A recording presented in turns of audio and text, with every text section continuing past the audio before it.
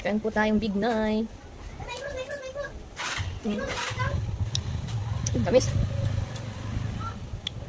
Pero tandaan guys sa bignay na matamis na siya kapag kaitim na. Yung pula na yan ay maasim pa yan guys. Galing nga pala to guys sa San Vicente, sa bukid nung kamag-anak ng katrabaho ko. Pumunta kami dun guys kahapon at namitas ng mga putas. Grabe guys, sobrang daming putas dun guys.